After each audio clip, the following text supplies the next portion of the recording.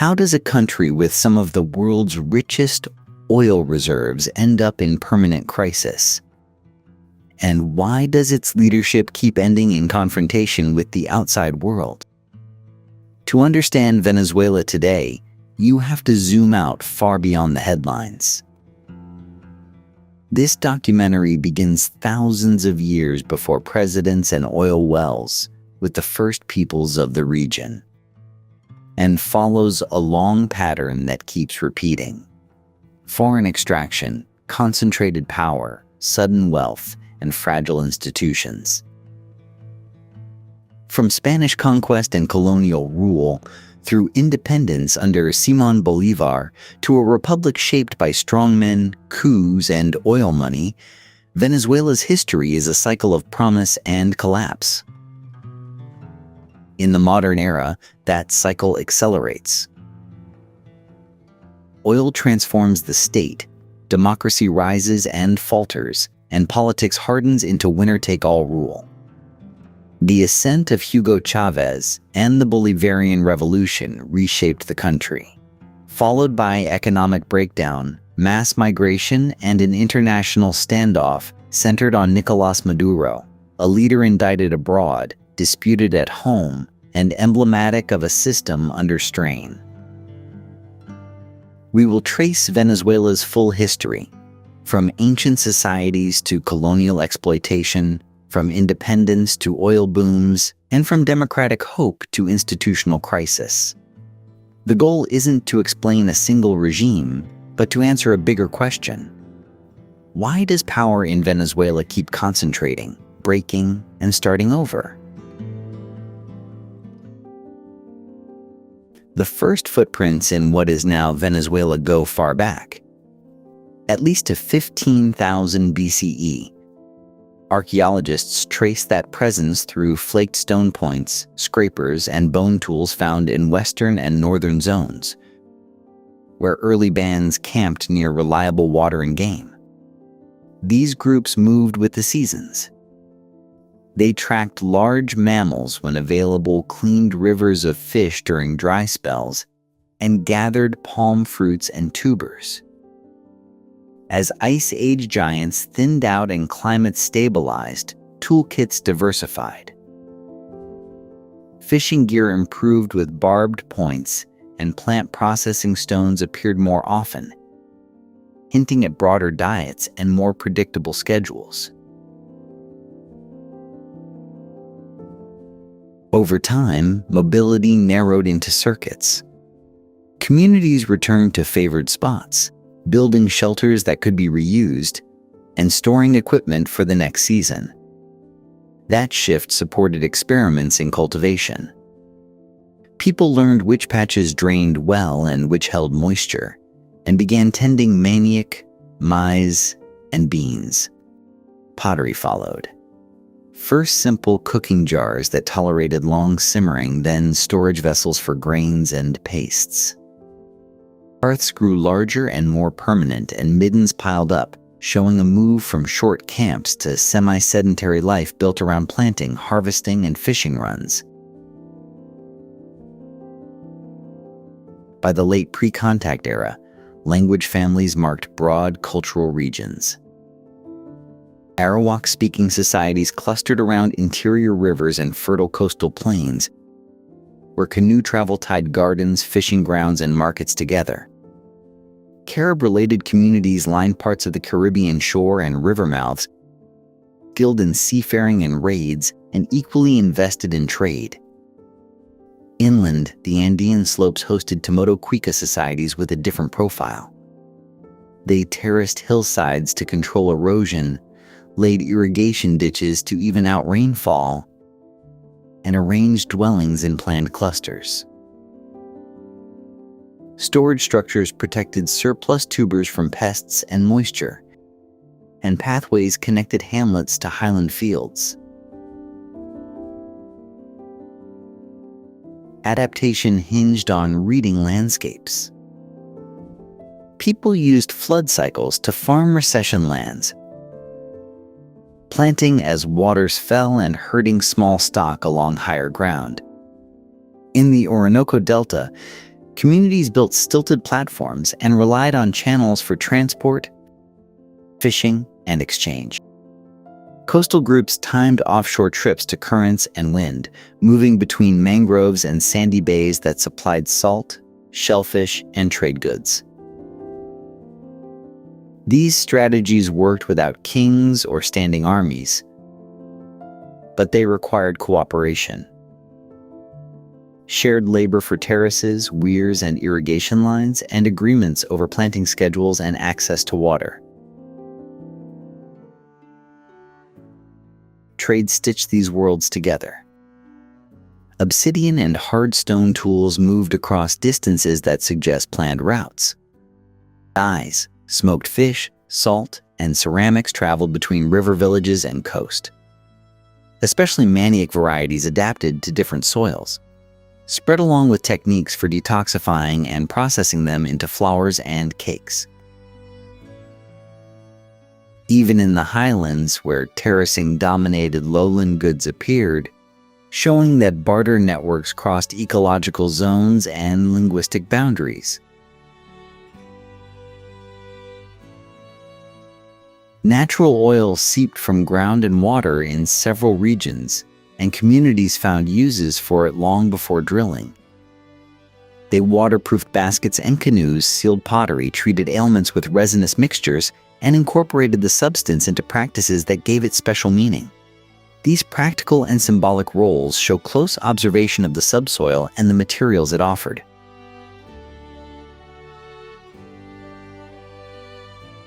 On the eve of sustained European contact, the population likely hovered around 1 million, clustered where rivers, soils, and coasts yielded the most. Settlement was dense in some basins and sparse in dry or rugged zones. Farms, fisheries, and storerooms supported regional markets and seasonal movement. These societies that greeted newcomers had stable food systems, engineering suited to their terrains, and networks able to move goods and ideas at scale.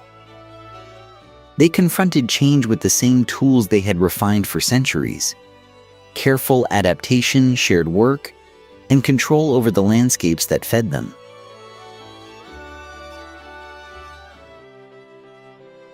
Sustained contact began in 1498, when Columbus, on his third voyage, reached the eastern edge of today's Venezuela.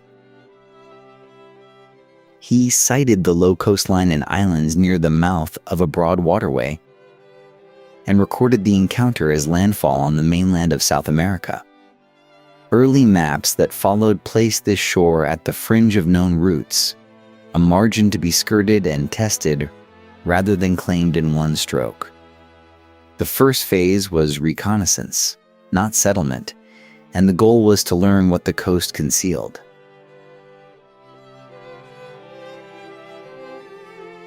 Those first crews misunderstood what they saw. Many still thought they were moving among islands at the rim of Asia, a set of stepping stones towards spice routes. The coastline's broken profile, dotted with inlets, lagoons, and offshore cays, reinforced the error. Sailors drew charts that stitched capes and islets into chains, and the language of discovery kept treating these lands as extensions of the Antilles. That misreading lingered, until a stream of observations forced a different view. Reports from pilots spoke of strong freshwater pushing into the Caribbean, diluting the sea and changing its color. That clue pointed inland toward a river system large enough to reshape the currents at the surface. Expeditions followed the flow and traced channels that fed a sprawling basin, the Orinoco. Soundings and bearings entered logbooks. Headlands, river mouths, and sandbars gained names. The idea of a single massive river shifted attention from island hopping to probing estuaries and deltaic creeks. Spanish ships then worked the coastline in stretches, moving west from Paria and east from Cabo de la Vela. Captains noted anchorages, mapped shoals, and marked where fresh water was easy to collect. They described villages set back from beaches, others clustered on stilts over calm lagoons, and gardens close to riverbanks. These journeys sought information that would reduce risk on follow-up voyages. Depth at entries, prevailing winds, and the rhythms of tides.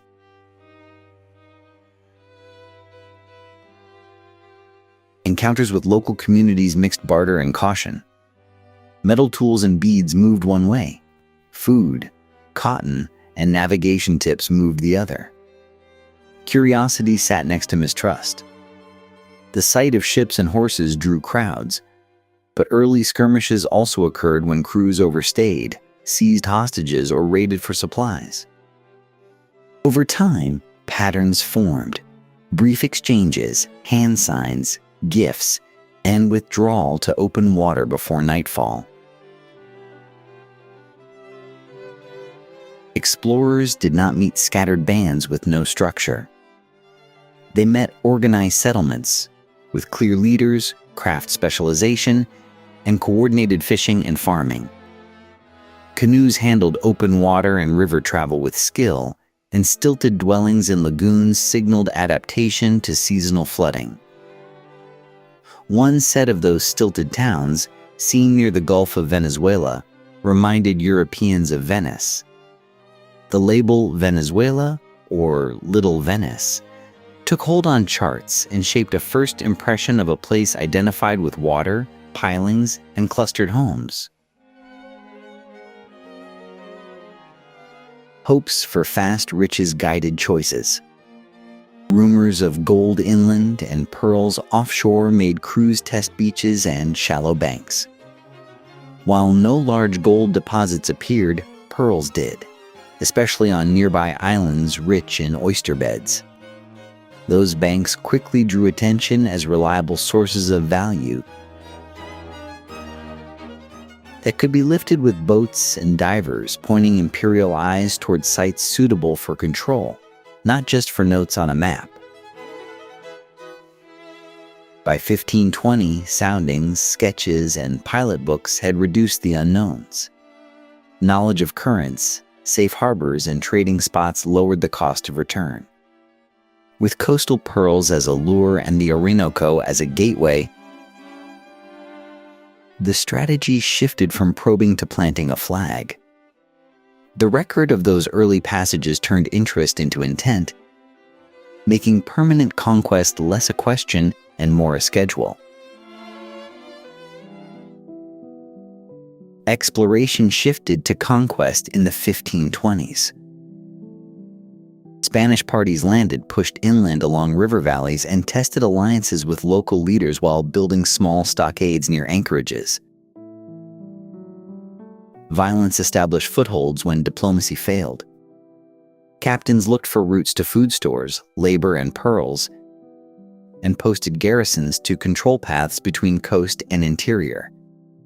The goal turned from mapping to holding ground, even if that meant thin lines of defense tied together by messengers and supply boats. Control did not spread in a straight line. In some regions, communities mounted campaigns that lasted years, moving fighters through forests and swamps where cavalry had little advantage. Elsewhere, warfare and fear, along with strategic marriages and hostages, pushed villages to accept new overlords. Diseases that moved ahead of soldiers fractured resistance, and alliances formed under pressure when chiefs sought protection from rival groups. Spanish commanders learned to mix threats with rewards. Iron tools, trade access, and exemptions to pull communities into their orbit. The encomienda set the framework. Officials assigned indigenous communities to individual Spaniards who claimed labor, tribute, and agricultural produce.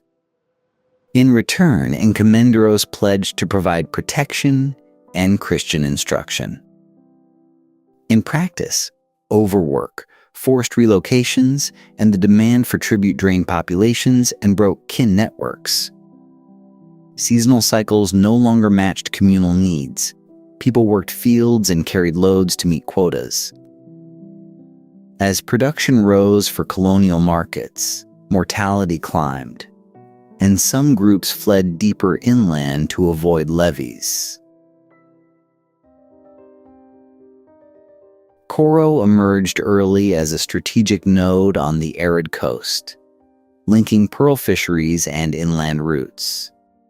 Later, Caracas took shape in a more sheltered valley, guarded by mountains and connected by trails to fertile zones. These were not bustling cities. They were administrative posts, warehouses, and chapels with small populations of soldiers, clerks, and traders. From these bases, expeditions probed further, laying out grids, marking plazas, and securing access to river crossings. Missionary orders played a central role in reshaping daily life. Friars gathered dispersed households into nucleated settlements, taught catechism, and redirected ritual calendars toward church feasts. They banned practices labeled as idolatry, enforced new marriage rules, and reoriented labor around bell times and supervised fields. Missions doubled as instruments of surveillance and production, tying villages to colonial demands through spiritual authority and records of births, deaths, and work obligations. Disease did the most damage. Smallpox, measles, and fevers cut through communities with no immunity, spreading through trade routes and along the same paths soldiers used. Outbreaks arrived in waves, leaving empty houses and abandoned fields. Survivors regrouped, but each cycle lowered the base from which resistance could be mounted. Power shifted not only because of weapons or horses, but because the demographic floor collapsed. To meet labor needs as indigenous numbers fell, colonists brought enslaved Africans into coastal towns, pearl fisheries, and agricultural estates. Their skills in farming, herding, and crafts helped sustain production.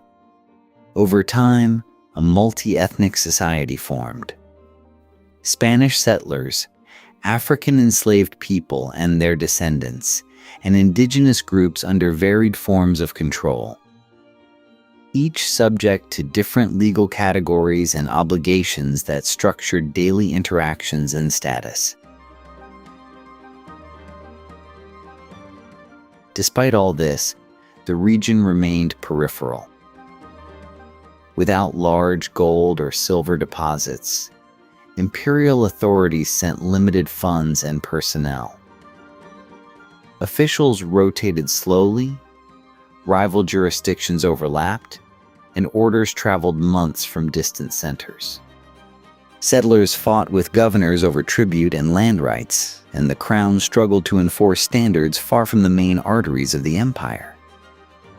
By 1600, maps and decrees claimed broad dominion, yet large tracts were contested or loosely held. Stitched to the colonial system by fragile roots, thin garrisons, and uneasy agreements. After 1600, Spanish rule became more durable. Campaigns targeted holdout regions, posts were rebuilt after raids, and missions moved upriver to anchor new settlements. Garrisons stayed longer, not just to punish resistance, but to enforce routes for grain, salt, and livestock. The goal shifted toward regularizing life, fixed markets on set days, predictable tribute schedules, and roads maintained by nearby communities under supervision. Resistance never vanished, but it lost the ability to disrupt the core towns for long stretches. Colonial towns expanded their reach through a web of dependencies. Councils in Caracas, Valencia, and Barquisimeto sent alguaciles to countryside hamlets, resolved disputes over water rights, and adjudicated pasture boundaries. Estates grew around these centers and linked to them by mule tracks that funneled hides, cacao, maize, and cassava bread into urban stores. Rural barrios supplied food and labor, while towns offered legal arbitration, religious services, and protection from rival settlers. Over time, these ties pulled surrounding lands into urban jurisdictions that treated the countryside as a production belt.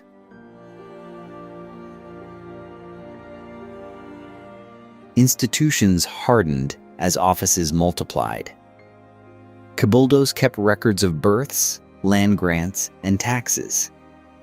Royal officials audited weights and measures, set price ceilings during shortages, and allocated communal lands. With few staff and modest funds, they created routines that mattered. Annual inspections of roads and bridges, inventories of arms, and registers of indigenous tribute payers. Paperwork turned into leverage, allowing officials to pressure estate owners, fine smugglers, and intervene when conflicts threatened shipment schedules. The Catholic Church widened its reach as missions, parishes, and confraternities spread. Missionaries established doctrina towns with chapels, workyards, and boarding spaces for instruction. Parish priests mapped family ties through baptism and marriage records, tying social status to compliance with sacraments. Religious festivals structured labor calendars, while tithes and offerings financed church repairs and poor relief. Discipline extended beyond belief. Leaders mediated disputes, enforced Sunday rest, and sanctioned those who ignored communal obligations. Indigenous communities felt the squeeze of this order. Authorities concentrated families into reductions near mission centers, where officials could count households and assign tasks. Land once held by custom became subject to grants, easements, and boundary stones set by outsiders. Communal rotations on fields and rivers were replaced by mandated workdays on estates and in workshops.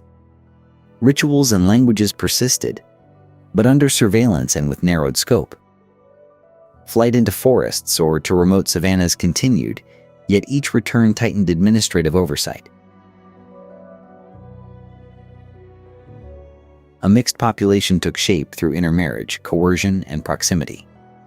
European settlers, indigenous peoples, and Africans, free and enslaved, created households that crossed legal categories.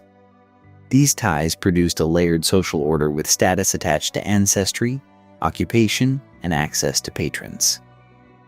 Militia service, guild membership, and church sponsorship opened doors for some, while others remained tied to estate labor and urban service work. The hierarchy was flexible at the margins but firm at the top.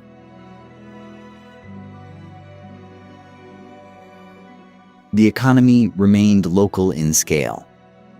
Households grew food for their own tables, sold surplus in town markets, and bartered for tools and cloth. Livestock herds expanded across plains, supplying hides and tallow.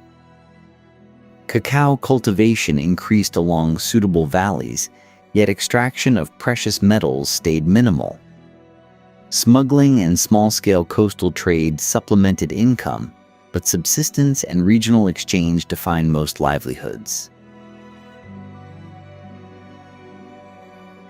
Foreign threats kept the coast on alert. Privateers tested defenses, foreign traders sought clandestine deals, and occasional attacks forced repairs of blockhouses and patrol routines. Spain reorganized coastal watch posts and improved signals between coves.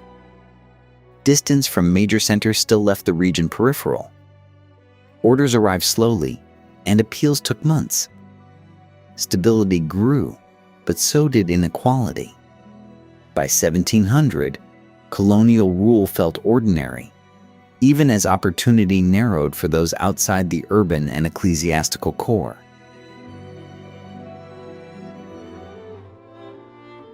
The 18th century brought a slow but steady change in how the colony made a living.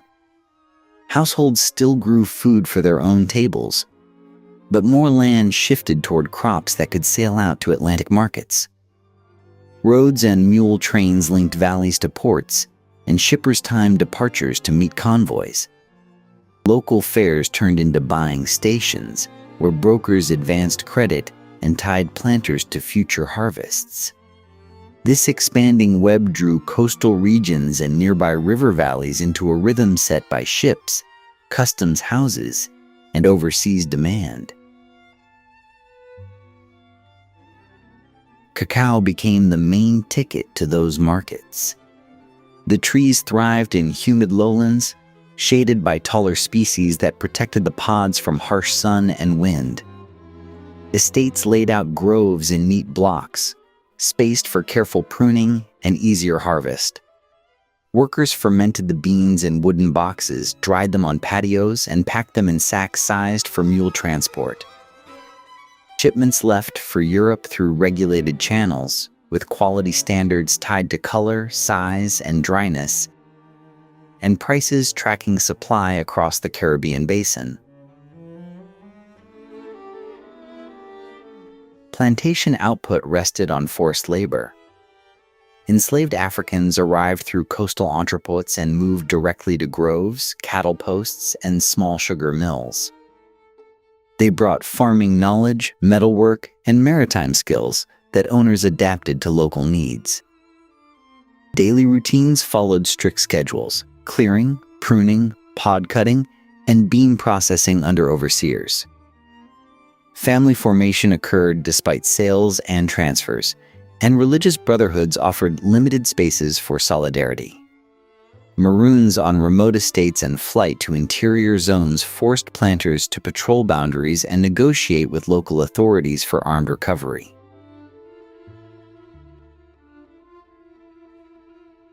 Social rank followed birth and law. Spanish-born elites guarded offices, trade licenses, and the best lands.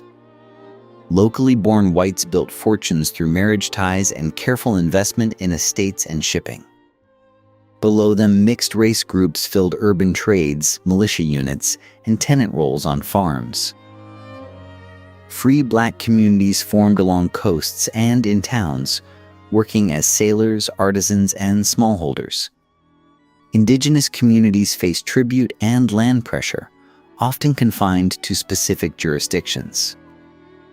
Enslaved people carried the heaviest burdens, with mobility and rights defined by owners and contract law. Rural life ran on cycles. Smallholders planted cacao or coffee patches alongside maize and cassava, raised pigs and chickens, and traded surplus for tools, coarse cloth, and salt. Haciendas combined cattle with crops to balance risk. Hides and tallow sold when harvests failed. Grain fed workers and animals. Work gangs gathered for peak tasks, and slack seasons brought repairs to fences, patios, and irrigation ditches. Hurricanes, plant disease, and price swings could wipe out gains in a single season. Spain's trade rules left gaps that outsiders filled. Smugglers landed textiles, wine, and hardware on hidden beaches, paying local middlemen in cash or goods. Planters used these channels to circumvent shortages and high official prices, while officials alternated between crackdowns and quiet tolerance. This gray market kept estates supplied and made loyalties more pragmatic than patriotic. As profits rose, local elites tightened their grip on land, labor contracts, and transport routes. They invested in chapels, schools, and civic works that displayed status and consolidated influence. Their interests leaned toward reliable exports, lower transaction costs, and more say in administration. Caracas crystallized this world. The city hosted merchants' guilds, courts, and warehouses, and set the pace for fashion, education, and ceremony. Credit, news, and policy radiated from its plazas into valleys and ports. Cacao beans sometimes served as small change in local transactions, a reminder that export crops doubled as everyday instruments. Growth paired with sharper lines of class and color. That combination seeded disputes over tariffs, monopolies, and who should decide the colony's future, tensions that would press for reforms and greater control over its own affairs. The reorganization of 1777 set a new frame for northern South America. The Crown pulled scattered jurisdictions into one unit called the Captaincy General of Venezuela, and it did so to tighten control, defend the coast, and get more reliable revenue. Before this, provinces answered to multiple distant audiences, which meant slow decisions and uneven enforcement. Now they reported to Caracas. Orders traveled in shorter loops, and the same office could coordinate what soldiers, judges, and tax officials were doing week by week. Centralization came through the person and office of the Captain General. Military command, civil administration, high justice, and fiscal oversight converged, creating a single point where policy could be made and implemented. That concentration reduced the delays that came with appeals to faraway bodies and cut the space for provincial councils to freelance. Customs, houses, treasuries, and courts followed unified procedures. Port officials measured cargo with standard instruments, and auditors traced receipts from docks to the main account in Caracas. A core aim was to squeeze out contraband and standardize taxes. Smugglers had long used hidden coves and pliable local guards to move cloth, liquor, and hardware off the books. With the new arrangement, patrols increased, manifests were cross-checked, and licensing tightened. Coastal watch posts coordinated with inland checkpoints so cargo could be tracked from ship to mule train. The result was not perfect control, but leakage fell and more wealth reached imperial ledgers. Caracas gained the most from this change. As headquarters, it hosted the Captain General, the Audiencia's legal machinery, and the main treasury offices. Merchants followed the paperwork. Warehouses multiplied, insurers and notaries found steady business, and news circulated faster through the plazas and guild halls. Roads out of the city received repairs first, and couriers prioritized the capital's timetable. Influence pooled there, and other towns oriented their petitions and plans around Caracas's calendar. Local elites found more seats at the table, but the new access came with friction. Creole families staffed councils, joined the militia at higher ranks, and entered the revenue service. At the same time, the Crown appointed peninsular officials to key posts to guard against local capture. That mix produced rivalries over jurisdiction, fees, and hiring. Letters of complaint multiplied, each side insisting on precedence, but both still relied on the central office to arbitrate. Security concerns drove visible investments. Coastal defenses were mapped and upgraded, with signal chains linking batteries and lookout points. Garrison rotations became more predictable, and supply depots stocked powder and provisions on a regular schedule.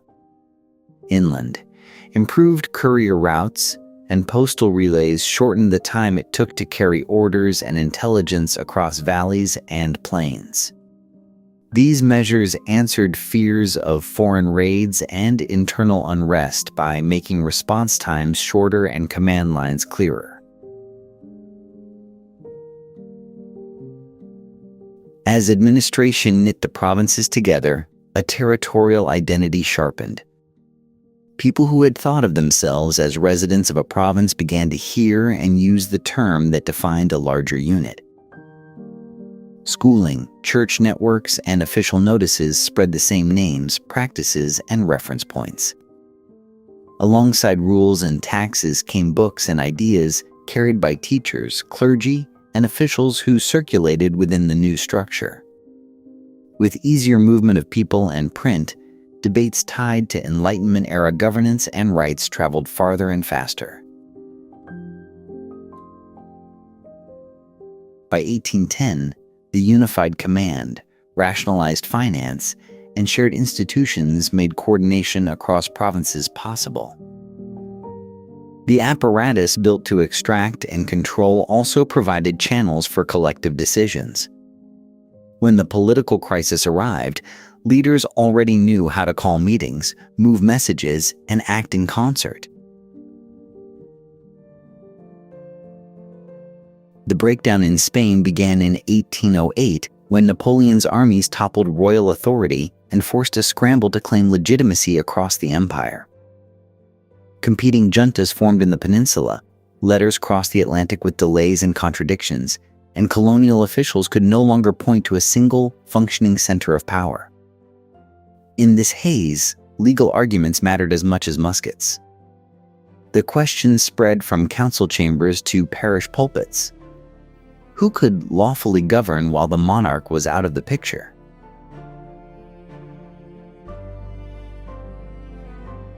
By early 1810, word of the king's captivity and shifting governments in Spain reached Caracas with enough detail to spur action.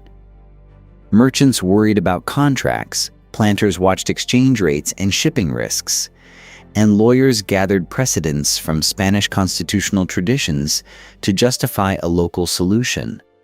Meetings multiplied in salons and council halls. Some argued for continued obedience to peninsular juntas. Others proposed a provisional authority rooted in the province's right to preserve order and property while the crisis lasted. On April 19, 1810, Caracas elites pushed past debate and removed the colonial governor, forming a local governing junta that claimed to act in the monarch's name. They pledged loyalty in words while assuming control in practice. Customs, militia commands, and correspondence routes shifted to their desks. The junta called for representatives, opened channels with foreign powers to secure recognition and trade, and sent emissaries to nearby provinces to build support for a regional arrangement guided from Caracas. The move did not sit the same way everywhere. Provinces closer to coastal trade or tied to Caracas's merchants leaned toward cooperation, while others with different networks or stronger clerical influence hesitated or resisted. Rival juntas appeared, some loyal to Spain's reorganized authorities and others inclined to local autonomy. Petitions, counter-petitions, and declarations passed along mule trails, turning political theory into practical boundary making between towns and their neighbors. Within the capital, political clubs and reading circles sharpened the agenda. New leaders emerged from law offices, militia ranks, and merchant houses, drafting pamphlets that framed authority as deriving from the people in the absence of a legitimate king. The language drew on natural rights and social contract thought, filtered through recent Spanish debates about sovereignty. This was not a call for sweeping social redistribution. It was a claim for legal competence to govern locally and negotiate externally. Fault lines widened as loyalist strongholds challenged the Caracas initiative. Clergy in some districts warned against rebellion. Others blessed the new authorities. Militia loyalties split along family ties, trade interests, and local rivalries. The possibility of civil conflict rose as rival councils ordered competing tax collections and troop musters. The economy added pressure. Uncertain shipping, fluctuating prices, and fears of commercial isolation made cautious planters wary of breaking with imperial markets. Participation at this stage remained narrow. A small circle of educated men dominated councils, drafted decrees, and set the pace of change. Petitions carried many signatures, but agenda setting stayed within rooms few could enter. For most residents, artisans, tenant farmers, free black sailors, and indigenous communities, the debates appeared through edicts, new seals on receipts, and shifting uniforms at checkpoints. By 1811, the interim logic of governing in the king's name no longer contained the movement. Provincial alignments hardened, assemblies convened with broader mandates, and the language of sovereignty moved from pamphlets into constitutional projects. The political vacuum had transformed into a contest over who spoke for the territory. With rival authorities raising funds, organizing militias, and drafting the legal blueprints that would define the next step. Independence moved from debate to decree in July 1811. Delegates approved a formal break with Spain and announced a new political order. The first Venezuelan republic took shape under a federal constitution that spread power across provinces, limited the center, and required consensus to act. The design fit the fear of tyranny, but left leaders struggling to mobilize resources, coordinate militias, and control customs revenue. Courts, councils, and assemblies existed on paper, yet they lacked the tools to keep a wartime economy stable. Weak central authority met a hard reality. Provinces pursued their own strategies, issued competing orders, and guarded local militias. Merchants faced interrupted trade, changing tariffs, and uncertain access to insurance and credit. Planters worried about labor supplies and export routes. Prices swung as shipping faltered and stockpiles shrank. Loyalist enclaves undermined the republic from within, while royalist commanders probed frontiers and tested loyalties along river towns and ports. The state's promises outpaced its ability to tax, provision, or enforce. A natural disaster turned fragility into crisis.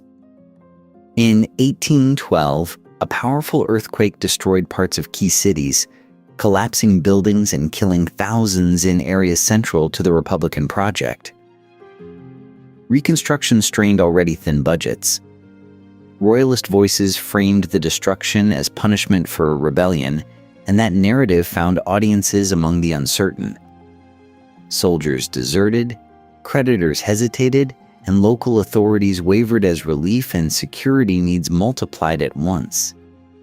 Amid shortages and confusion, loyalist forces advanced. The First Republic fell later that year. Royalist commanders exploited the fractured command and negotiated surrenders from isolated garrisons. The federal structure, designed to protect local autonomy, could not pull distant provinces together for a coordinated defense. As supplies ran low and dissension spread, the leadership lost bargaining power at home and abroad. The experiment collapsed under the combined weight of war, economic disruption, and a legitimacy crisis sharpened by disaster. Revolutionaries returned to the field in 1813. A series of campaigns recaptured towns, reopened routes, and briefly re-established independence as the Second Republic. This version leaned hard on military authority. Commanders took wide powers to requisition food, draft men, and punish opponents. Emergency decrees aimed to deter betrayal and silence royalist organizing.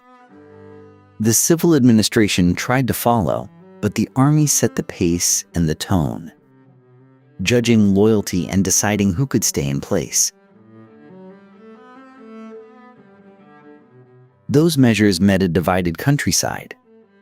Many rural communities distrusted urban elites who had led the first attempt and now claimed sweeping powers. Alliances turned on land conflicts, local rivalries, and fears about social order. Some peasant and lanero groups sided with royalists who promised protection or revenge against their immediate enemies. Others shifted with supply lines and prospects for pay. Violence escalated as both camps used reprisals and sieges to hold territory. Civil war turned the independence cause into a moving front. Towns changed hands and loyalties changed with them. Trade receded, harvests went uncollected, and refugees crowded safer districts. Commanders struggled to keep units fed and mounted. The Second Republic, anchored in force rather than broad consent, faced the same problems of finance and coordination that had doomed the first, now compounded by deeper social rifts and harsher methods. By 1814, the structure buckled. Royalist pushes met exhausted defenders, provincial support thinned, and the emergency state lost credibility with many it governed. The Republicans fractured under pressure from battlefield losses, supply failures, and mistrust between leaders and communities. The Second Republic collapsed, and with it, the hope of a quick resolution. What remained was a core of fighters and a scattered network of supporters planning how to rebuild amid a war that had turned neighbors into enemies. Defeat did not end the cause. It pushed leaders to rethink it from outside the country. Exiles gathered in safer ports and islands, sought supplies, and studied why the earlier republics had failed. They shifted from provincial autonomy to a plan that could outlast setbacks, rebuild rank by rank, and strike where royalist defenses were thin. These meetings produced agreements on command, logistics, and routes back into the territory, with timelines tied to seasonal movement across plains and rivers. The war changed character as fighters returned. It became a long campaign that reached into villages, ranches, and river towns instead of staying behind city walls. New recruits included rural horsemen who knew the plains, free people of color who saw openings for status and pay, and men who had escaped bondage and sought a path through service. Armies needed food, mounts, and guides, so quartermasters built networks with herders, smallholders, and traders who could move goods under pressure. Centralization replaced the old federal weakness. Commanders built brigades that answered to a single authority, collected field reports, and assigned units across regions without waiting for provincial approval. Officers standardized drills, reorganized cavalry and infantry, and mapped supply depots along river crossings.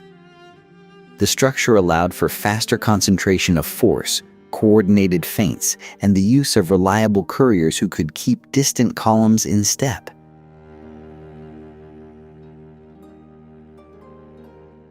Support from abroad made the restart possible. Ports outside Spanish control served as bases to recruit, refit, and sail. Volunteers with military experience arrived to train gunners and drill infantry. Credit from sympathetic merchants paid for arms and provisions. These resources did not remove risk, but they shortened the gap between plan and action and helped reopen coastal footholds that could feed push after push inland.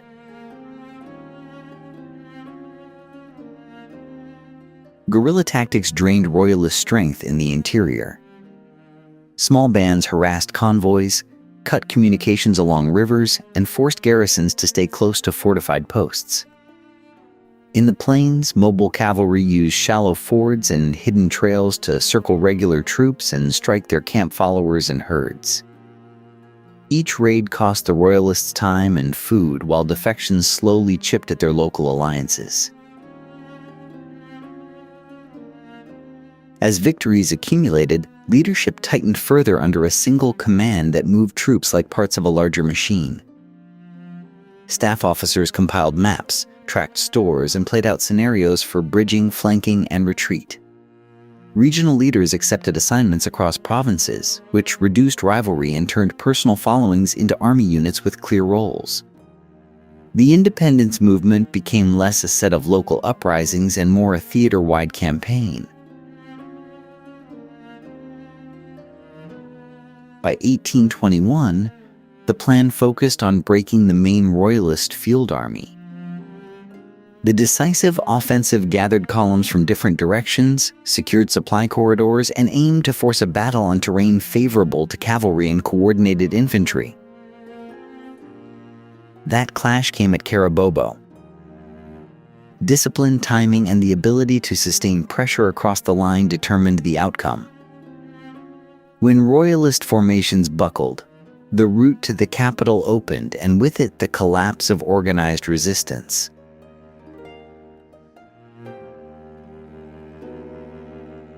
Authority based in Spain unraveled quickly after the defeat. Some posts surrendered, others withdrew to isolated strongholds, and a few held out before negotiating terms. The fighters who saw the campaign through were not limited to Creole elites. Plainsmen, free men of color, and formerly enslaved soldiers formed a large share of the ranks and earned recognition through years of service and risk.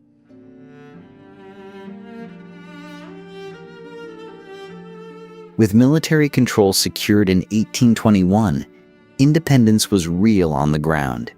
Yet the shape of the new political order still awaited definition, alliances, and a broader constitutional frame. Independence delivered freedom from Spain, but not a standalone Venezuelan state. Leaders folded the territory into Gran Colombia, a larger republic meant to pool resources and secure the gains of the war. On paper, that choice promised stability and common defense. In practice, it redirected sovereignty to a distant capital and replaced immediate local rule with a layered bureaucracy built for scale rather than responsiveness. Political gravity shifted toward Bogotá. Senior appointments, budget priorities, and military commands flowed from a center that viewed the Union's survival as the overriding goal. Caracas still mattered as a regional hub, but decisions that had once been negotiated among local councils now required approval from offices far away. The time lag alone created friction, and the sense of diminished standing cut across elite circles that had financed and fought the war expecting influence close to home. Administrative reorganization deepened the change. Provinces became departments with governors answerable to the central government. Boundaries were redrawn to streamline tax collection and troop mobilization. Local councils retained some functions: markets, minor disputes, and public works. But the core levers of policy moved upward. Judges cited new codes, treasurers followed standard ledgers, and military districts overlaid civilian jurisdictions to speed conscription and logistics. The economy struggled to retool after years of devastation. Roads, mills, and herds needed rebuilding just as the Union asked for revenue and recruits. Customs houses sought steady inflows from exports that had not yet recovered, while creditors pressed for repayment on wartime loans. Planters faced labor shortages, damaged estates, and volatile prices. Merchants tried to reopen long-distance routes but met bottlenecks in ports, any single region's needs. Discontent grew among Venezuelan elites who felt their sacrifices did not translate into voice. Officers who had commanded columns in the independence campaigns competed with civil authorities appointed from outside the region. Patronage networks in Bogotá favored allies who championed tighter integration, and posts that conferred status and income often skipped past local candidates. The grievance was practical as much as symbolic. Decisions about tariffs, deployments, and contracts shaped fortunes. Regional priorities diverged. Leaders in Caracas and other Venezuelan centers argued for looser structures that recognized local markets and social dynamics. The central government pushed a stronger union to deter foreign threats and internal fragmentation. Fiscal debates captured the divide. Should customs revenue collected in Venezuelan ports fund local reconstruction first, or should it feed a common treasury that paid for armies and administration across the map? With civilian institutions thin after wartime disruption, military figures stepped in as arbiters. Commanders mediated disputes, guaranteed order in tense towns, and sometimes ignored civil directives they deemed impractical. Their prominence reflected weak bureaucracies and courts still finding footing. This balance invited cycles of protest and repression that kept politics volatile. Crises followed in quick succession. Petitions for autonomy turned into refusals to obey tax orders. Local revolts tested the reach of central authority. Constitutional projects tried to reconcile unity with regional rights, then ran aground on the same questions of revenue, recruitment, and jurisdiction. Each clash exposed how fragile the union remained when trust ran low and resources stayed scarce. Many ordinary Venezuelans read the union as distant rule by another name. New stamps and uniforms replaced old ones, but decrees still arrived from far away, and compliance still meant paying, serving, and waiting. By the late 1820s, the accumulation of resentments over money, honor, and command made separation look less like rupture and more like relief, setting the stage for a final break.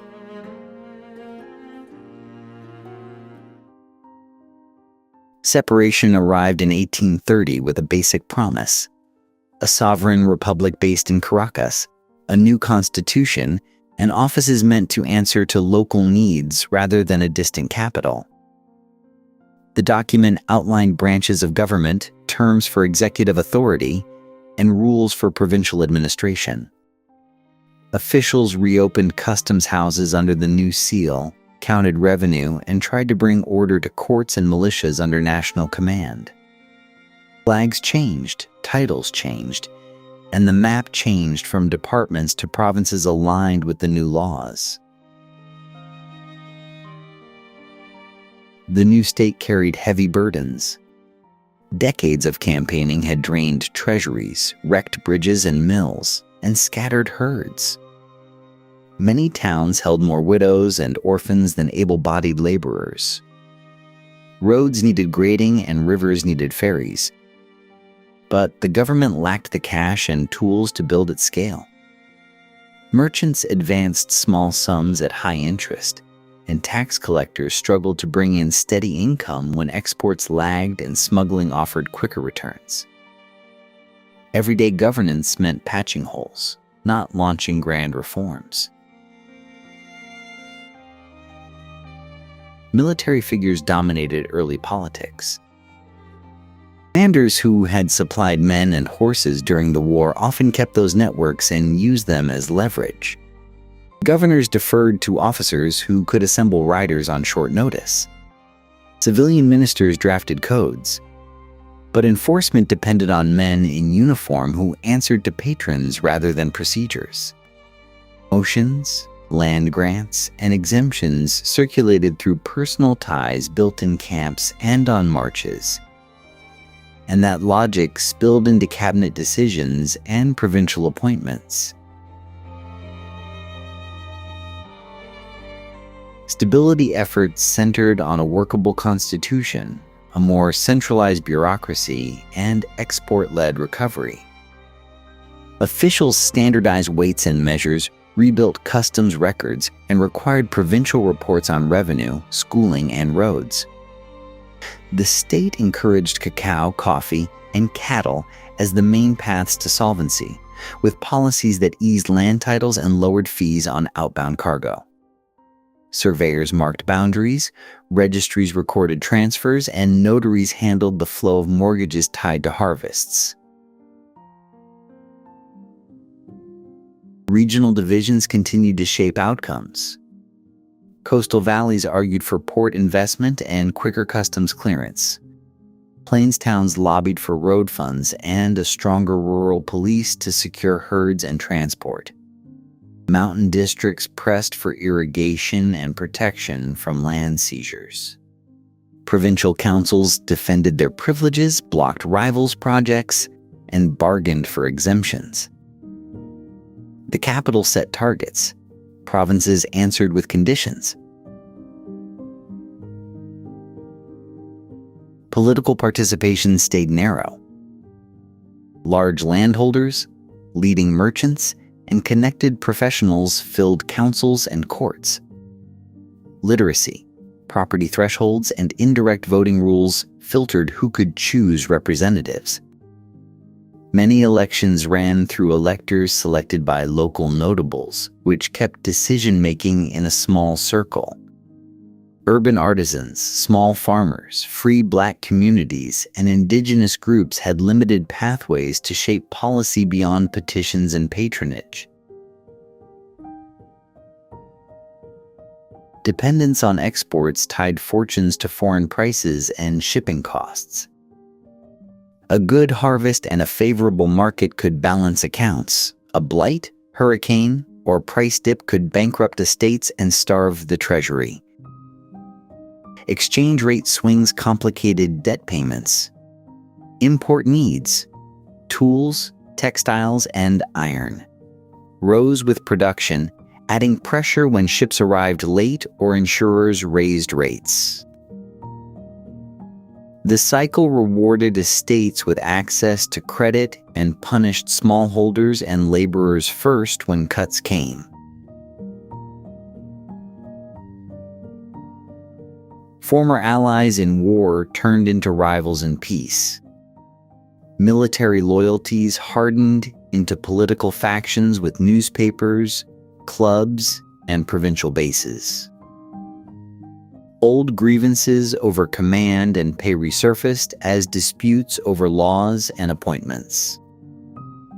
Cabinet coalitions formed and broke, and some provinces threatened to withhold revenue during confrontations.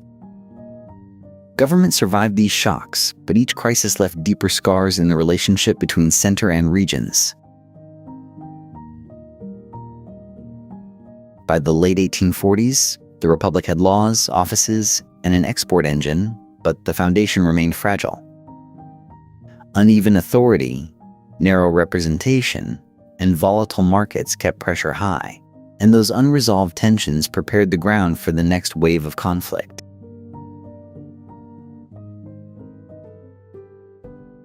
Instability hardened after 1848.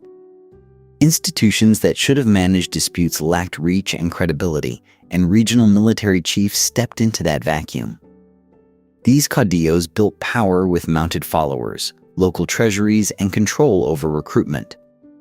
Formal rules mattered less than who could gather men quickly and hold a province's roads, customs posts, and pastures.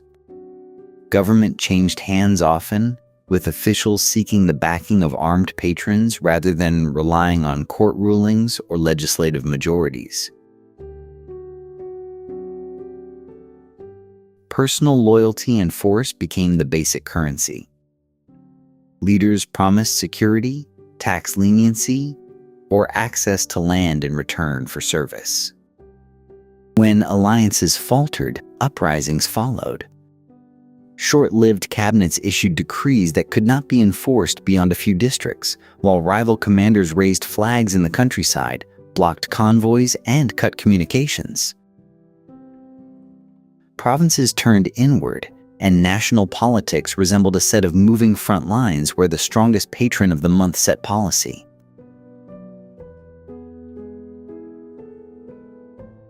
Civil wars rolled through farms and ranches. Harvests went uncollected, herds scattered, and credit dried up as lenders priced in the chance that a road or port would close without notice. Families sent sons to rival militias to hedge their risk, hoping at least one connection would protect their crops. Local markets shrank to barter when coins ran short and transport stalled. The cost was cumulative. Bridges burned one year did not return the next, and skilled workers left damaged towns for safer coasts or foreign ports. The largest eruption hit in 1859 and ran for years. The Federal War drew in provinces across the map, with slogans about autonomy, equality before the law, and the end of abuses by entrenched elites. Fighting raged from valleys to plains, and casualties mounted into the tens of thousands. Even when battles paused, requisitions, forced loans, and blockades kept the economy from recovering. When the shooting waned, the settlement left many demands unmet and a landscape of ruined estates and thin treasuries. Throughout the period, leaders used reform promises as mobilization tools. Programs for land redistribution, relief from debts, or lower taxes stirred rural crowds, but victories often consolidated power in the hands of the winning faction's commanders and backers.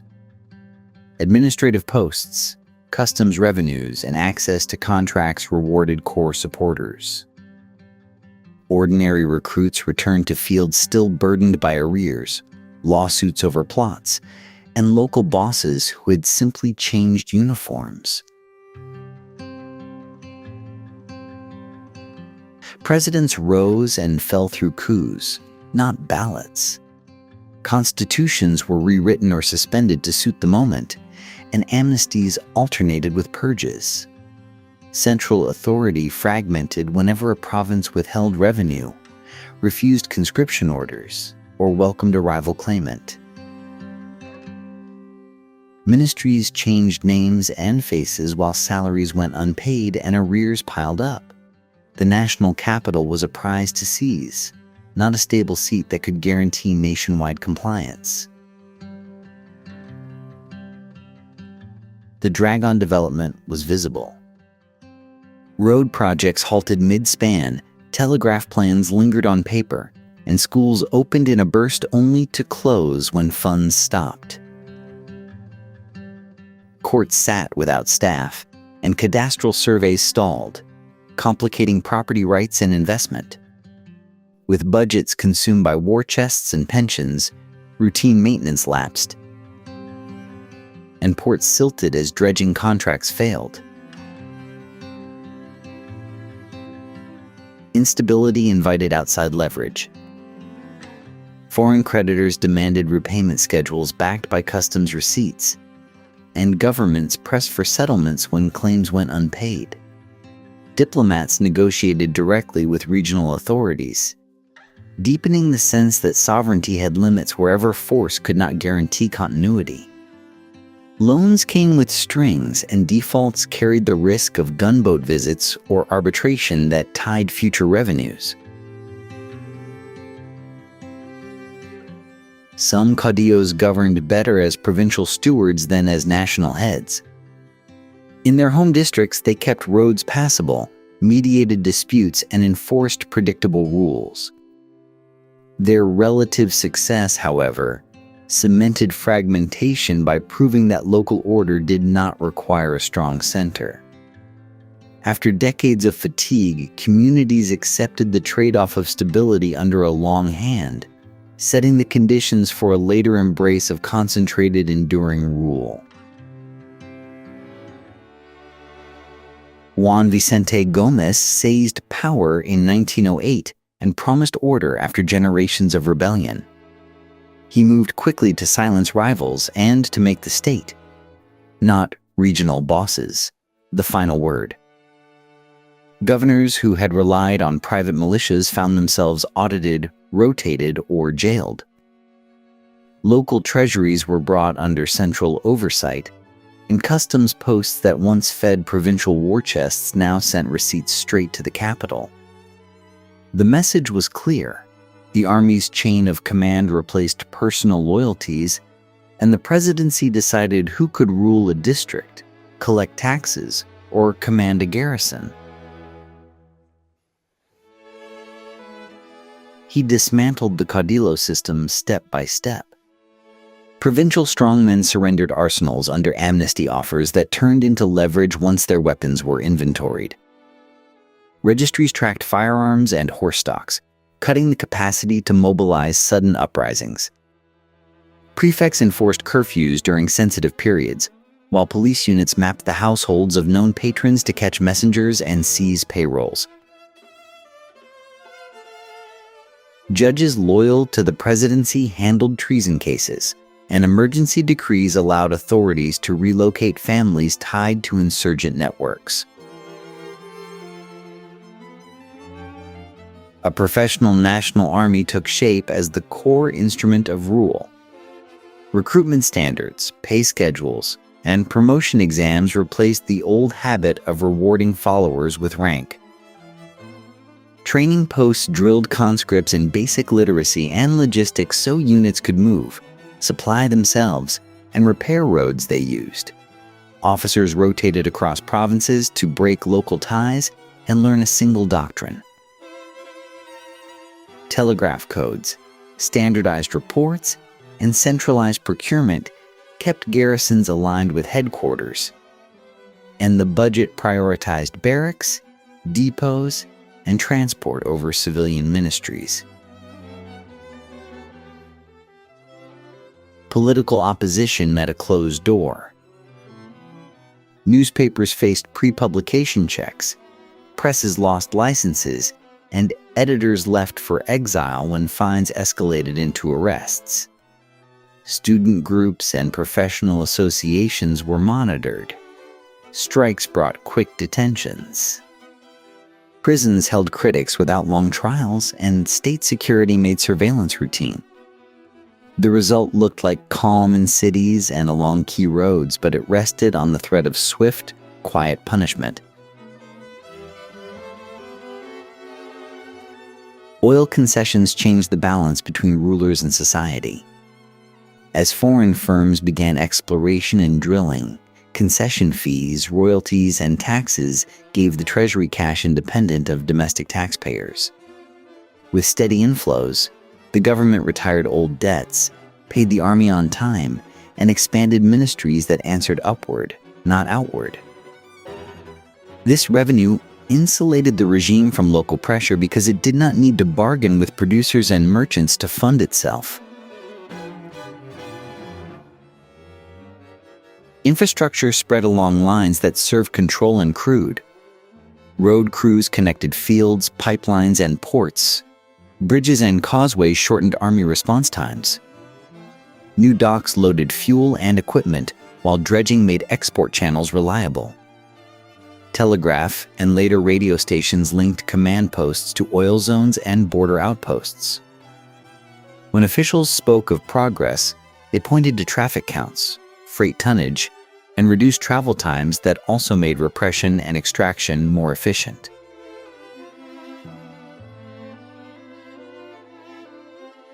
Foreign oil companies shaped choices on the ground.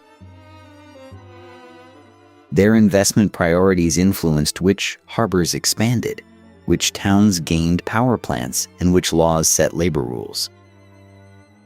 Contracts defined tax breaks and arbitration, and engineers trained local crews for tasks tied to exports. The economy tilted toward services and supplies that kept wells operating, reinforcing the state's focus on security and revenue streams connected to oil. Gomez maintained distance from crowds.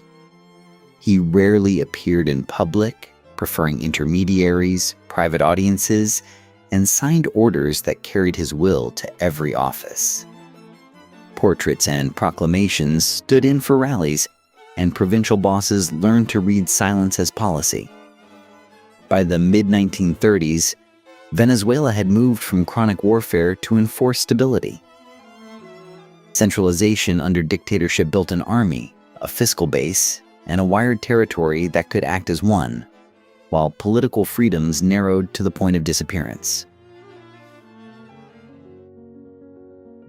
Gómez's death in late 1935 did more than end a long dictatorship. It removed a single, immovable center of power. The network that had served one man, provincial bosses, a loyal officer corps, and a silent bureaucracy, suddenly had to answer to changing leadership. Within weeks, cautious meetings appeared in cities, newspapers tested new limits, and exiles watched closely to see if the door to return had opened. The state moved from a personal command to an impersonal machine that still needed to be built. New officials loosened controls in measured steps. Permits for associations were granted with conditions. Rallies were supervised rather than banned. And labor organizers found room to operate inside factories and oil fields. Strikes became signals rather than acts of treason. They told the government where pressure was building. Police units adjusted from pure repression to surveillance and negotiation, but kept the option of force. The result was a controlled release. Political life returned, though always under watch. Modernization began in practical places. Budgets channeled money to primary schools, teacher training, and night classes for workers, raising literacy where the state could reach. Public health campaigns targeted malaria and hookworm, using quarantines, vaccination drives, and drainage projects. Ministries reorganized, with clearer chains of command, standardized forms, and audits to track spending. Engineers mapped roads and river crossings to tie producing regions to ports and administrative centers. New civil service rules tried to separate technical posts from partisan appointment, at least on paper.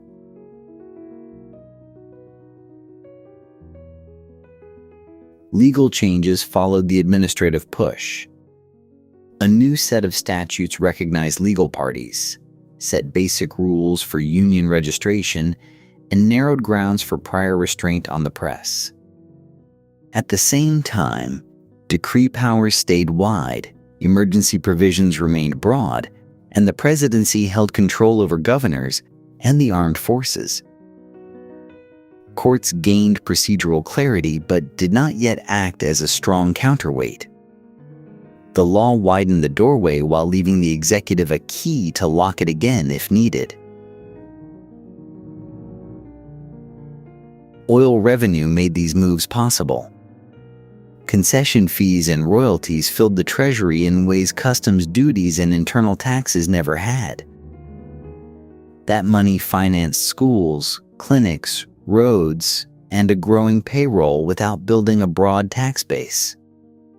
Agencies multiplied alongside revenue streams, and the finance ministry learned to forecast income based on global prices rather than harvests.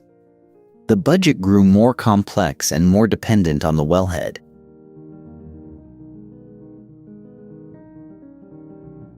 Cities swelled as the countryside fed them workers. New districts expanded around refineries, ports, and government offices. Bus lines and cheap boarding houses pulled in migrants who found work as clerks, mechanics, drivers, street vendors, and nurses' aides. Markets shifted to serve wage earners with steady paydays, and informal settlements spread along the edges of paved streets. Urban police and sanitation services struggled to keep pace, but the momentum favored the towns. Politics stayed tense. Reformists argued for elections with real competition and stronger local councils. Conservative circles warned that rapid change would trigger unrest. Newspapers debated the speed of transition, and cabinet reshuffles tried to balance factions. The military stood at the center of this balance, presenting itself as the guarantor of order and the arbiter of how far reforms could go. Promotions rewarded loyal officers, military budgets rose with oil income, and barracks remained key political spaces. A quiet reversal began along the border and in port cities as writers, teachers, and activists from neighboring countries arrived, seeking safer ground for work and debate. Cafes and lecture halls gained new voices, and journals circulated ideas on public administration, labor law, and education policy. These exchanges fed a bureaucratic culture that valued planning and statistics. By the mid-1940s, Venezuela had a stronger center, a larger state, and a public sphere that could not be folded back into silence without cost. Oil paid the bills, institutions learned new habits, and political contests sharpened as the stakes rose. The next fights would move from whether to change to who would control it. The patience that carried the transition through the 1930s ran out by mid-1945. Student groups, labor unions, and younger officers argued that careful loosening had stalled into self-preservation for old elites. Talks about gradual reform dragged while strikes multiplied, and the cabinet recycled the same figures. A civilian-military alliance moved first, removing the sitting leadership and announcing a rapid timetable for political opening. The promise was clear: rewrite the rules, let parties compete, and move toward elections under universal suffrage. The new authorities opened public space with speed not seen before. Party offices appeared in working-class districts and university halls, and newspapers filled with platforms rather than veiled editorials. Women gained the vote at the national level, expanding the electorate beyond property and literacy tests. Unions registered legally and bargained for contracts, especially in transport, public services, and the oil fields. Civic education campaigns explained secret ballots, polling stations, and basic rights. For many first-time voters, politics shifted from rumor to schedules, rallies, and registration drives.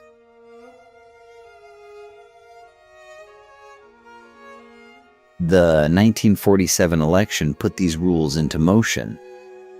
Campaigns ran across cities and small towns with party slates, door-to-door canvassing, and radio messages. Observers monitored ballot boxes, and a broad turnout delivered a civilian president with a clear mandate. The handover signaled a break with caretaker politics. Ministries staffed policy teams, and Congress debated social programs, land issues, and education budgets. For a moment, the state seemed ready to operate under rules rather than personalities. Strains surfaced quickly. Courts and electoral boards lacked depth, and the bureaucracy still responded to old networks. Business leaders feared rapid labor gains, landowners fought cadastral surveys, and parts of the officer corps doubted civilian control over promotions and defense policy. Budget fights grew sharper as oil money funded new plans, and rumors of plots circulated in barracks and cafes. The new order had votes but not yet sturdy guardrails. By late 1948, the military stepped back in. Tanks on the streets ended the experiment, the Constitution went dormant, and elected bodies dissolved. Newspapers faced prior review, many party leaders went underground or left the country, and union offices were raided. A provisional junta framed the move as a reset to stability and set aside the promise of civilian rule. The following years ran under uniforms. Governments emphasized anti-communism, discipline, and executive command, using decrees to regulate associations and public gatherings. Intelligence services tracked activists, and special tribunals handled political cases. While political space narrowed, the treasury expanded with rising oil royalties and taxes negotiated with foreign operators. That revenue funded highways, ports, housing blocks, and government complexes. Asphalt tied the interior to the capital, and airports signaled an outward-looking state even as dissent shrank at home. By the mid-1950s, one leader dominated the scene, personalizing power through a tight circle of officers, security chiefs, and media managers. Censorship kept headlines friendly, prisons filled with opponents, and exile routes became routine. Massive projects, avenues cut through old neighborhoods, stadiums, a modern telecommunication network, monumental public buildings, doubled as daily propaganda. Ceremonies, plaques, and broadcast inaugurations presented concrete as proof of legitimacy. Oil paid for spectacle and surveillance alike, but concentration bred rot. Kickbacks multiplied in procurement, insider deals shaped contracts, and resentment spread among business groups, students, and sectors of the church and the press that had survived earlier purges. When parts of the officer corps turned against the palace and civilians coordinated strikes and street protests, the regime lost its shield. In early 1958, flights out of the capital carried leaders into exile, and crowds reclaimed newspapers and squares. The opening that followed would need a sturdier pact to survive the next test. Crowds in the capital brought down the uniformed rulers in early 1958, and key civilian leaders met quickly to prevent another spiral into improvisation. They restored the Constitution, reactivated Congress, and called for elections within the year. Strikes and student marches pushed from below while business groups and clerics pressed for order, producing an unusual alignment that gave civilian politics both urgency and cover. The military command stood aside after failed attempts to contain the demonstrations, and barracks leaders accepted a negotiated exit to avoid open confrontation.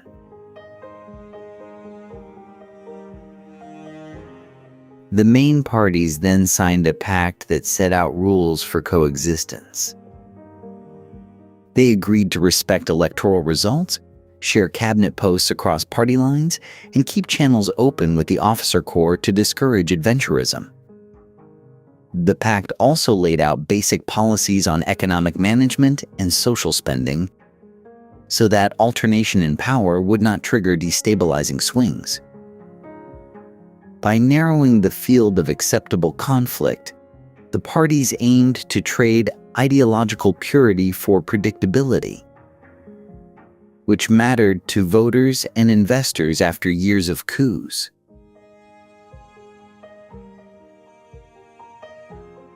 Institutions took center stage. Electoral authorities standardized voter rolls, redesigned ballots, and professionalized poll worker training. Congress resumed budget oversight with committees that scrutinized ministries and state enterprises. Presidents alternated from rival parties without interruption, and governors learned to work within national plans instead of treating provinces as personal fiefdoms. When disputes erupted, back-channel talks and legislative compromises replaced street ultimatums. The message from the top was steady: rules, then policy. Civilian leaders rebuilt relations with the armed forces. Defense budgets stabilized salaries and equipment. Officer education moved toward staff colleges and doctrine. and promotions followed clearer criteria. Military districts answered to civilian ministers, and commanders rotated to prevent regional power bases. Intelligence units shifted focus from party politics to border control and contraband. Each step reduced the incentive for barracks factions to test the system again.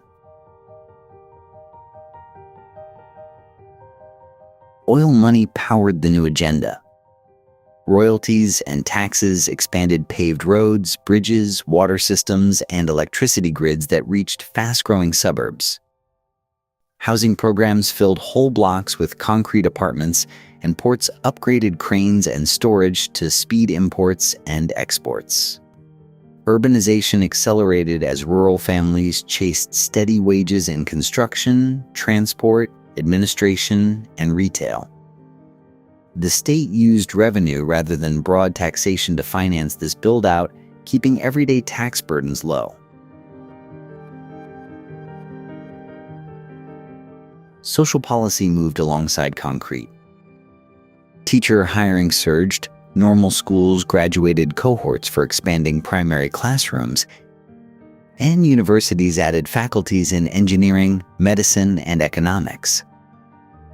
Clinics and hospitals opened with vaccination drives and maternal care, and public enterprises absorbed workers into stable payrolls. A predictable pay date from government or state firms reshaped household budgets and consumer markets, embedding the state in daily routines.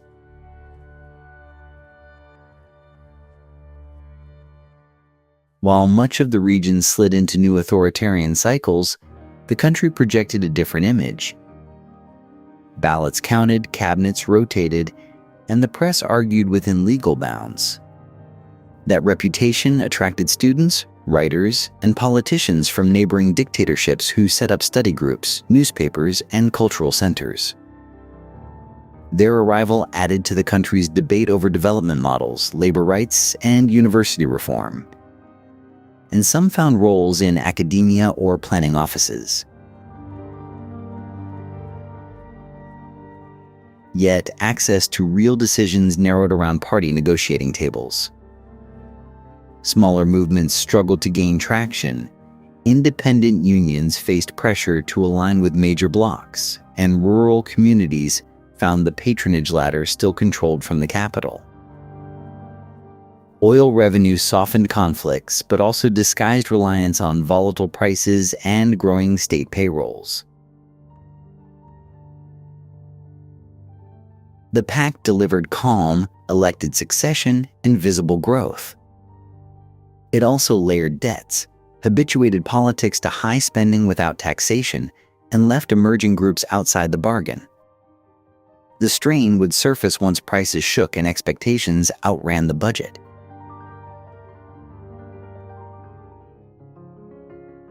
The oil shocks of the early 1970s turned the country into a revenue giant almost overnight.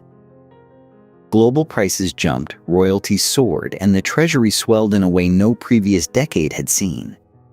Planners drafted budgets that no longer asked what was affordable, but how fast projects could be launched. Agencies approved contracts at record speed, and development plans that once sat on shelves moved to construction sites within months. The state acted as banker, employer, and chief investor, setting the tone for the entire economy. Money reached every corner of public life.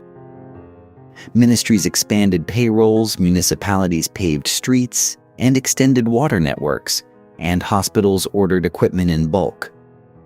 New scholarship programs sent students to engineering and medical schools, while housing agencies financed entire neighborhoods of mid-rise buildings.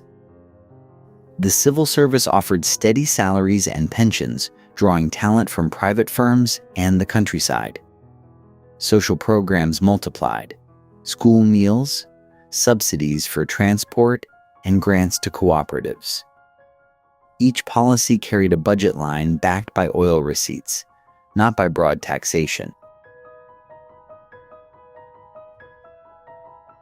In 1976, The government took full control of oil production and exports through formal nationalization. A new state company coordinated fields, pipelines, and refineries, while the finance ministry built mechanisms to channel profits directly into the budget. This move signaled autonomy and concentrated both technical decisions and revenues under public authority. Investment committees balanced refinery upgrades with exploration, and energy planners linked oil policy to industrial projects in steel, aluminum, and petrochemicals.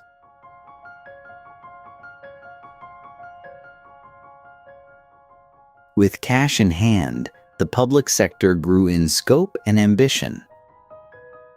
Authorities created new ministries for planning, environment, and urban development. State enterprises multiplied in transport, electricity, mining, and manufacturing. Development agencies sponsored industrial parks and regional projects, from ports on the Caribbean coast to dams feeding power to distant cities. Each institution required offices, fleets, and staff, and each added to the feeling that the state could steer growth simply by deciding to do so. The ease of funding reduced pressure to build a diverse production base. Imports filled gaps in machinery, food, and consumer goods, and local industries leaned on protected markets rather than export competitiveness. Farming lost workers to better paid city jobs, and processing plants relied on foreign components. The economy tilted further toward the export of crude and the import of almost everything else, creating a comfortable equilibrium that depended on high prices. Construction reshaped daily life. Expressways cut travel times between major urban areas. Airports modernized terminals, and metro projects advanced under tight schedules. New water treatment plants and power lines extended services to expanding suburbs. Public buildings adopted standardized designs to speed delivery. But long-term maintenance plans often lagged behind. Many projects met immediate needs while leaving future costs to later budgets. Procurement boomed faster than oversight, and auditing offices struggled to track contracts that spanned multiple agencies. Delays led to cost overruns. Rushed bids opened space for favoritism. And parallel units duplicated functions. Managers learned to navigate funding cycles rather than performance metrics. And some firms specialized in winning contracts rather than producing efficiently. Households felt richer. Stores stocked foreign appliances, processed foods, and cars, and travel agencies sold package trips abroad. The currency's strength amplified buying power, and consumer habits adapted to an import-rich marketplace. For a time, per capita income ranked among the region's highest, reinforcing the belief that prosperity had become the new normal. The decade closed with confidence anchored in oil-backed spending and a state that touched most aspects of life. Beneath that surface, dependence deepened, institutions stretched thin, and private production lost ground to easy imports. When prices moved, the gap between permanent promises and volatile income would show. Confidence cracked in 1983 when the currency was sharply devalued, ending the long stretch where oil receipts seemed to cushion every budget choice. Overnight, savings lost value, import prices jumped, and the belief that the state could finance stability without broad taxation collapsed. Households that relied on steady government paychecks or regulated prices faced new arithmetic. Rent climbed, groceries cost more, and loan payments reset in ways salaries could not match. Businesses postponed investment and shortened inventories. and banks tightened credit as exchange controls tried to ration scarce dollars. Lower oil prices exposed the ledger. Years of expansive spending, soft credit to state enterprises, and external borrowing now pressed against falling export income. The balance of payments turned fragile, and the government introduced multiple exchange rates to stretch dollars across priorities like debt service, essential imports, and fuel. Those tiers distorted incentives. Firms with permits profited from cheap dollars, while others paid far more or shut down lines. The budget leaned on short-term financing, and arrears to suppliers piled up. Living standards slid through the decade. Inflation ate wages in monthly steps, forcing families to juggle 2 jobs or depend on remittances. Unemployment rose as construction slowed, retail thinned, and public hiring froze. Shortages appeared in basic goods when price controls discouraged production or distribution. Middle-class routines, car maintenance, private schooling, medical checkups, turned into occasional expenses. Informal work expanded at kiosks, street markets, and transport, providing cash flow without security. Governments turned to adjustment packages that moved in 2 directions at once: cut subsidies and tighten spending while liberalizing trade and finance to spur efficiency. Fuel and transport prices rose, utility rates inched closer to cost, and public companies trimmed payrolls. Import tariffs fell for some goods, and the exchange system was modified to converge rates over time.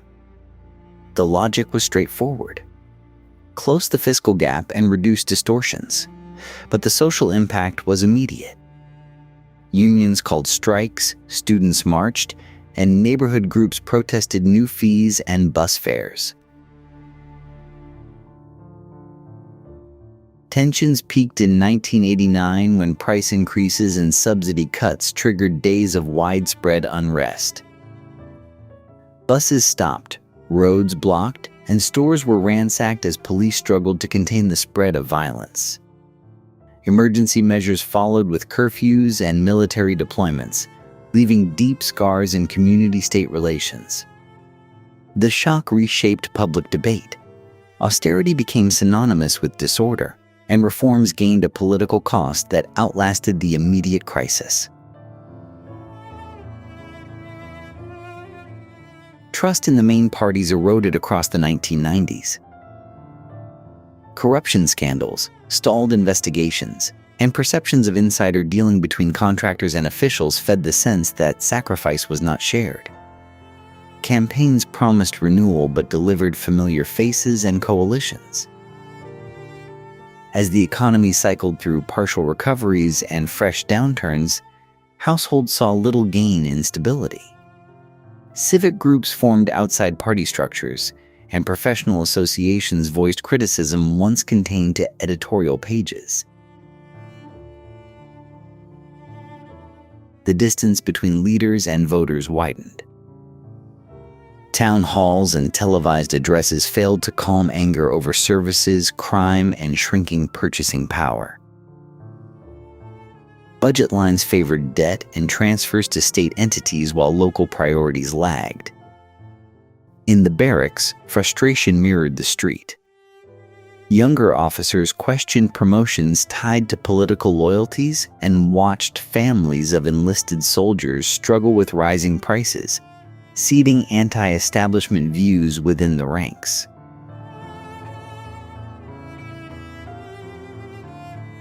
Elections still occurred, but enthusiasm faded. Over multiple cycles, turnout declined, signaling a quieter form of dissent in a system once proud of its participation rates.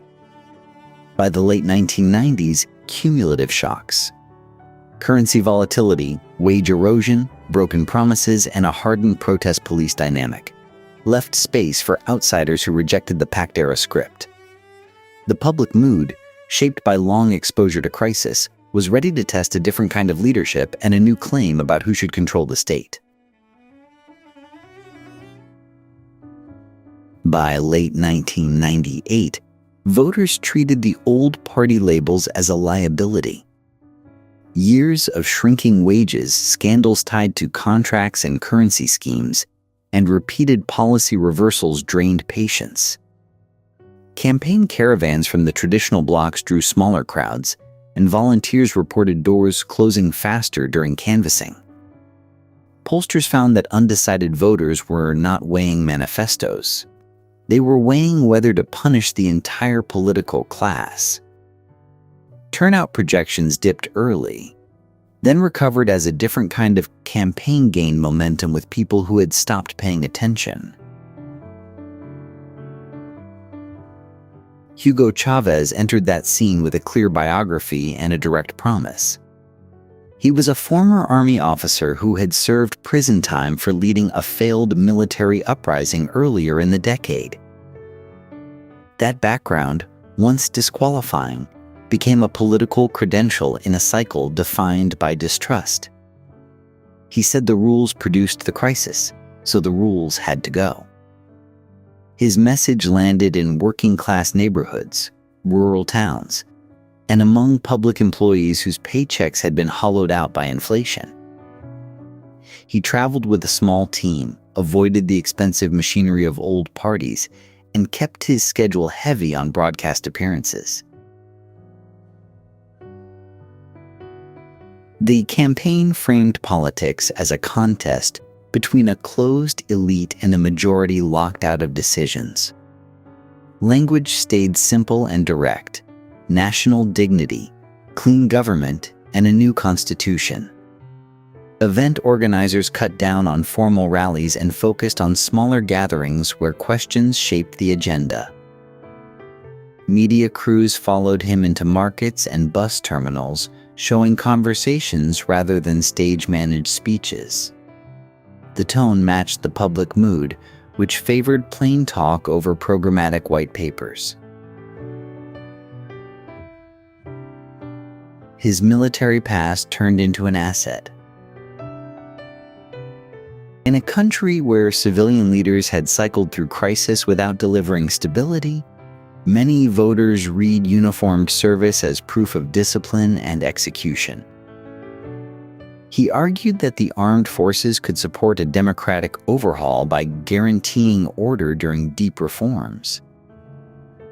That argument reassured voters who feared chaos while angering opponents who saw a path to militarized politics. The combination of outsider status and claims of organizational strength distinguished him from rivals who promised renewal within existing institutions. The vote in late 1998 confirmed the shift. He won decisively, and the map showed broad support across urban districts and poorer regions. The result broke the dominance of the two major parties that had traded leadership for decades. Their congressional benches shrank, their municipal machines stalled, and their donors hesitated. Commentators debated whether this was a cyclical protest vote or a structural realignment. Either way, the electorate handed the newcomer the initiative. Chavez moved quickly to define the next step, a constituent assembly to rewrite the basic charter. He argued that policy tweaks would fail unless the legal framework changed first. The proposal outlined a path from referendum to assembly elections to a new constitution, keeping the sequence visible and forcing opponents to argue against popular consultation. Teams began drafting ideas for rebalancing branches of government, boosting mechanisms for direct participation, and reshaping the relationship between the central state and local authorities. Business associations, opposition figures, and foreign observers raised early concerns. They warned about concentrating power in the presidency, the potential politicization of the armed forces, and the spillover effects on contracts and property rights. Editorial pages asked how checks and balances would work during and after the constitutional process. At the same time, his campaign relied heavily on television call-in shows where he spoke directly with viewers, bypassing party committees and traditional intermediaries. That format reinforced a personal link with supporters and kept pressure on institutions to follow his timetable. He entered 1999 with strong popular backing and a mandate to remake the political order at its roots. The new constitution approved in 1999 reworked the map of state power. It created a stronger presidency, expanded emergency authorities, and introduced new branches alongside the traditional trio, all under a framework that promised citizen participation through referendums and recall votes. Terms lengthened, presidential re-election became possible, and the executive gained more tools to govern by decree during specified circumstances. Courts were reorganized, electoral authorities redesigned, and the armed forces gained a formal role in development programs, linking security institutions with social policy in a way not seen before. Institutions were refitted to align with this architecture. The electoral calendar grew crowded with votes to ratify reforms, approve the new charter, and select new office holders across levels of government. Party systems shifted as pro-government movements took shape around the president's leadership, drawing activists from unions, neighborhood groups, and student organizations. Traditional parties, already weakened by the 1990s crisis, lost ground in legislatures and municipal councils. Power flowed through new channels that combined state resources, social missions, and media platforms to mobilize supporters. Oil income financed ambitious social programs. Health initiatives set up neighborhood clinics and mobile units in underserved areas. Education drives expanded adult literacy programs, opened new classrooms, and widened access to technical training. Food distribution networks offered subsidized staples, and targeted cash-like benefits supported low-income households. These missions operated outside regular ministerial structures, allowing rapid execution but complicating oversight. Gains in service coverage were real, especially in poor districts, but they relied on sustained oil prices and centralized management. Political competition grew sharper. Government officials and private media clashed over licensing, coverage, and editorial lines, with fines, closures, and countersuits escalating disputes. Business associations objected to regulatory changes, currency controls, and labor rules they argued discouraged investment. Large demonstrations and counter-mobilizations became a regular feature of public life, and rhetoric hardened as both sides framed the contest as existential. In this climate, the presidency used repeated elections and referendums to claim popular backing for key steps. While critics warned that formal voting masked shrinking independence in courts and oversight bodies, the state extended control over strategic sectors.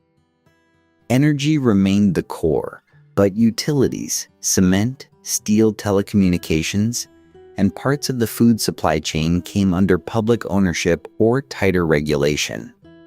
Nationalizations and takeovers promised public interest management and worker participation, yet production often faced bottlenecks tied to procurement, maintenance, and managerial turnover. Currency rules, price controls, and import licenses attempted to rein in inflation and protect consumers, but they also created arbitrage opportunities and distorted incentives for domestic producers.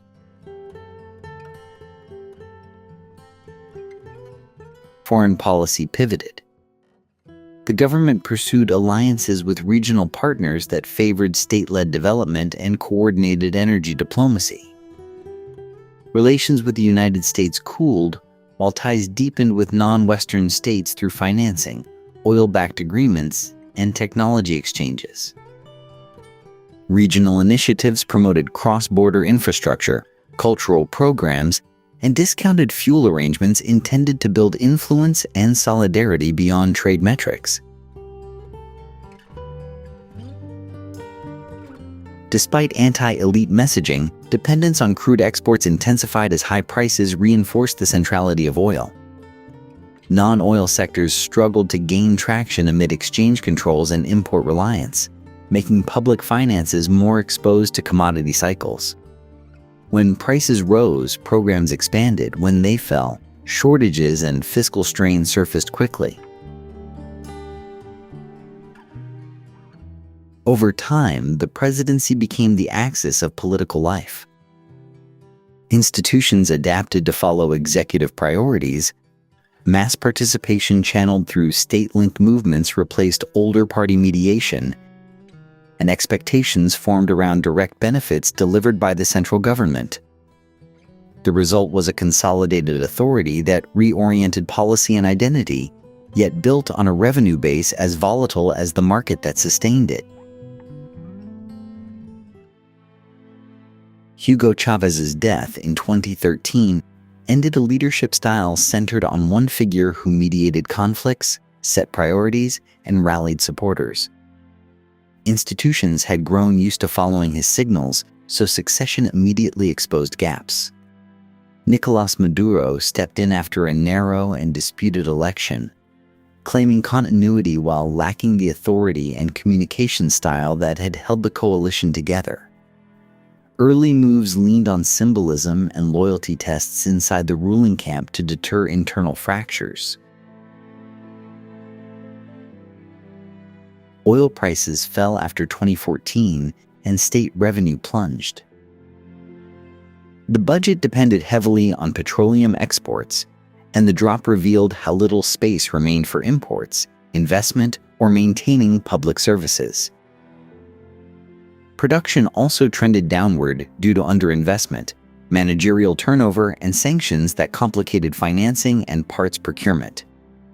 The foreign exchange system broke under pressure, spawning parallel rates that rewarded insiders and pushed many firms to cut operations or close. The economy unraveled in visible stages. Hyperinflation shredded salaries, the domestic currency lost reliability, and electronic payment networks froze during high volatility periods. Supermarkets rationed goods, pharmacies reported persistent shortages, and hospitals faced recurring outages and supply gaps. Water and power interruptions spread beyond poorer districts to middle-class neighborhoods. The state attempted price controls, bonus payments, and forced sales. But these measures failed to rebuild supply chains or restore confidence in money. Politics hardened as the crisis deepened. The presidency concentrated decision-making through emergency decrees and used loyal oversight bodies to validate steps that bypassed debate. Public media emphasized stability and national defense, while private outlets navigated licensing threats, fines, and ownership changes. Large street demonstrations met cordons, tear gas, and arrests, and protest cycles repeated with rising risks. Legal reforms expanded the definition of security offenses, and civic groups reported growing barriers to operate. Opposition parties won a legislative majority mid-decade, but the victory did not translate into co-governance. Courts invalidated key laws, declared legislative contempt, and transferred budget and appointment powers to bodies aligned with the executive. A parallel constituent assembly took over central functions, sidelining the elected legislature. Governors and mayors faced supervision from centrally appointed authorities, reducing their capacity to manage local services or negotiate with private suppliers. Security forces and allied civilian groups played a direct role in crowd control and neighborhood surveillance. Detentions targeted activists, student leaders, and local organizers, and reports of excessive force and mistreatment proliferated. The policing of protests merged with anti-crime operations in low-income areas, blurring lines between public order and political control. These dynamics discouraged routine mobilization while pushing dissent into intermittent localized actions. As conditions worsened, migration surged. Families sold belongings to fund travel to neighboring countries, and those who stayed often relied on remittances. Border towns adjusted overnight to new flows, and regional governments coordinated health and documentation responses. Inside the country, informal dollarization spread as shopkeepers priced goods in foreign currency, and wages shifted partly or fully to dollars. This eased some transactions but widened inequality between those with access to hard currency and those paid in the local unit. By the early 2020s, the state adapted to scarcity by shrinking some obligations and tolerating more market activity in practice than in law. Small private imports, dollarized services, and localized arrangements kept parts of urban life running, while core institutions operated with limited capacity. The political arena remained polarized, courts and oversight bodies aligned with the presidency, and elections contested over rules as much as votes. The country moved forward with weakened checks, a fractured social contract, and constrained options under the existing leadership. Venezuela entered 2024 with the core dispute unresolved. Those in power held the institutions, while large segments of the population and many foreign governments questioned the mandate behind them. Courts, electoral boards, and security forces operated with continuity from previous years, but every formal step. Registration windows, eligibility rulings, and media access carried a political charge. The calendar moved forward, yet doubts about the conditions of competition kept the crisis from shifting into a normal electoral cycle. Contested rules shaped public expectation. Opposition figures faced bans, legal challenges, and administrative hurdles that filtered who could appear on ballots. Campaign activities proceeded under tight constraints on finance and rallies, and broadcasters weighed coverage against licensing risks. Citizen monitors tracked irregularities, but their reports struggled to translate into corrective action. The result was a widening belief that voting alone could not reset the system unless the framework changed. A belief that dampened enthusiasm even among habitual voters. Mediation efforts restarted with new venues and familiar obstacles. Foreign facilitators convened talks that promised timelines, humanitarian steps, and commitments on electoral guarantees. Documents emerged with signatures and deadlines, but implementation faltered when either side calculated that compliance carried more cost than delay. Human rights measures advanced in narrow areas, then ran up against security priorities that officials framed as non-negotiable. Each negotiation round set up the next, with diminishing confidence that breakthroughs would stick. Sanctions policy moved in tandem with politics. Limited relief appeared when authorities signaled concessions on elections or detainees. Restrictions snapped back when watchdogs reported backsliding. Energy-related authorizations, financial channels for humanitarian imports, and individual designations shifted in response to specific events. Companies and banks treated the landscape as provisional, keeping compliance departments on alert and limiting long-term exposure until rules stabilized. Geopolitics added new weight. The government tightened links with non-Western partners through credit lines, security cooperation, and energy swaps, while tensions with the United States and parts of Europe persisted. Regional governments balanced engagement with concerns over democratic standards, seeking space for dialogue without endorsing the status quo. These alignments shaped access to capital, technology, and diplomatic cover, giving the leadership options that blunted external pressure.